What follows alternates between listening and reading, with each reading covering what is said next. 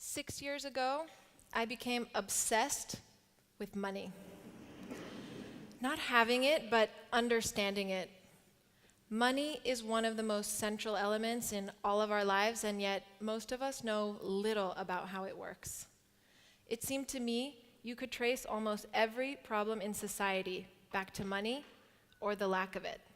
The aha moment happened for me on a typical sunny day in Palo Alto where I grew up. I was an internet entrepreneur, which is also typical there, and like most days, our engineering team was fiercely debating a new technology.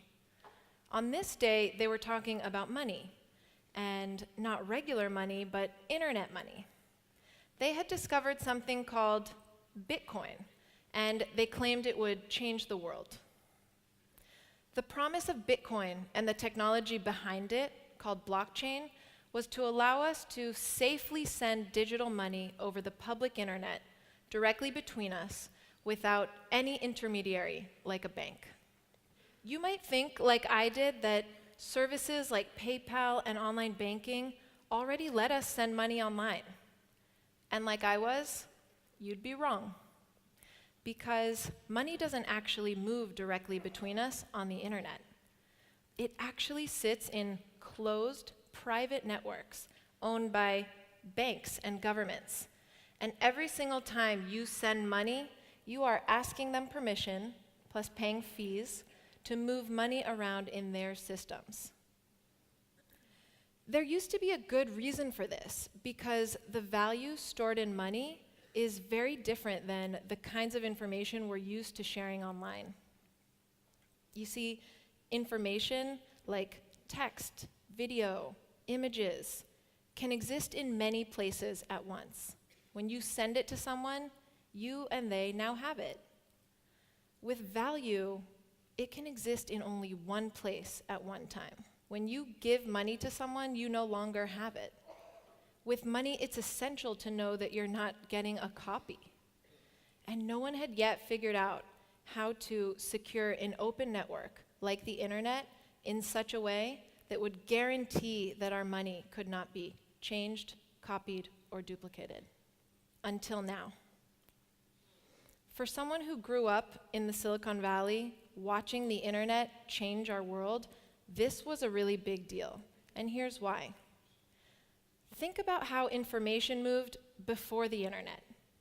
You needed to ask permission of a newspaper or a cable station in order to broadcast your opinion.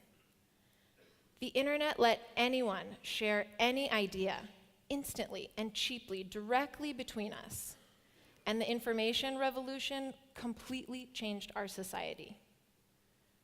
Now anyone with a laptop could topple a government or sway an election, and that was just through sharing the ideas stored in information.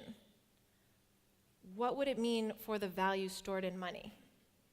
This new technology, blockchain, was creating an internet of money that would allow us to transact freely directly between us without asking permission or paying gatekeepers. The implications for society of having an open global network for the free exchange of money between people are as big as the internet. So what is blockchain? Well, it's pretty technical and challenging to describe, so I'll give you an image that worked well for me. Imagine a magical book. Anyone who wants can get a copy of this book for free. And what's magic about it is that anyone can add lines of text to the book, and those lines will automatically appear in everyone's copy. Now imagine that those lines aren't just text, but transaction records. So the book is like a database or an Excel spreadsheet, and it's a long and growing record of all the transaction info ever added. The book is so magical that any transaction that cannot actually take place, let's say due to insufficient funds or an incorrect password, will be automatically rejected by the book. But once a line is entered, it can never be changed or deleted. Every few seconds, the pages of all the books check in with each other to make sure they're in sync, and once a page is verified, it is sealed forever. The only way to destroy this book is to destroy every single copy of it out there.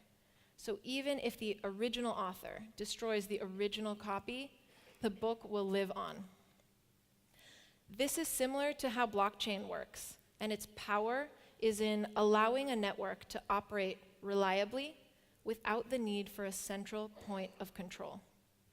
It does this by stringing computers into a network so that together they're in charge of running and securing the system. And it allows users to place their trust not in magic, but in a transparent algorithm that reliably logs and transfers value from one place to another with no central control. It's kind of like a Google Doc with no Google. No one can shut it down or change the terms of service. It's completely decentralized, and the magic is math. Bitcoin was the first decentralized currency built on blockchain technology. It was the revolutionary spark that inspired thousands of entrepreneurs like me to think about a world without a monopoly on the transfer of value between people. Today, there are $15 billion stored in Bitcoin, and some think it will grow 100-fold in the coming decade. That's a lot of value stored in money that's not issued or controlled by anyone. This is the first ever people's money online, and it's just the beginning. Today, there are over 700 cryptocurrencies already on the market and counting. And a new generation of blockchain technology lets us customize money in even more sophisticated ways. Imagine a currency that pays its own taxes, so you don't have to file at the end of the year.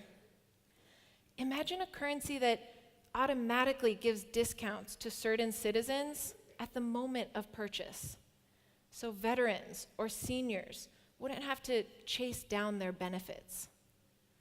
What if Tel Aviv could issue its own currency to people who are helping make the city better in creative ways? And you could use that money anywhere. A few years ago, my team and I tested this concept by creating our own local currencies.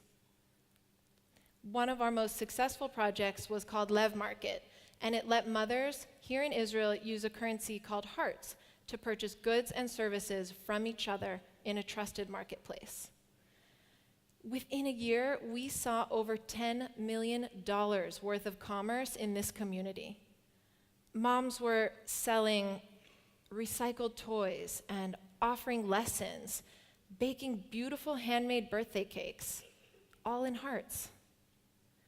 These moms had a ton of potential to share with each other, and yet, before they had hearts, few of them had any shekels spare to cooperate. In Lev Market, they could earn hearts for positive actions that made sense for their community, like volunteering in schools. It was like a pinpoint expansion of their money supply, and it created real abundance for these families. Blockchain will let local currencies like hearts flourish all over the world. We can create a much smarter money supply, money that's custom made to meet our changing and diverse needs, money that catches up to the complexity of our modern economy and that reflects our modern values. And blockchain goes further than money. Remember how we said that its power is in allowing a network to operate reliably without a central point of control? Think about the other services in our lives beyond money that are also controlled centrally.